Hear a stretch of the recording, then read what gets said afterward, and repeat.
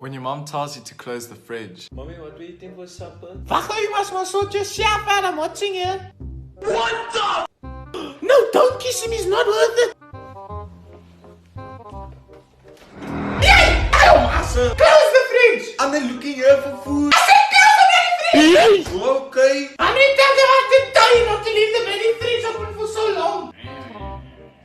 What are you doing on your phone? I'm ordering Uber Eats. No, there's enough food at home. You're not going to waste your money now. There's eggs there in the fridge. So you're saying I must open the fridge to take the eggs out? I'll show you to get the eggs out of the fridge, huh? You're going to reach through the bloody door. Now I'm just making sure.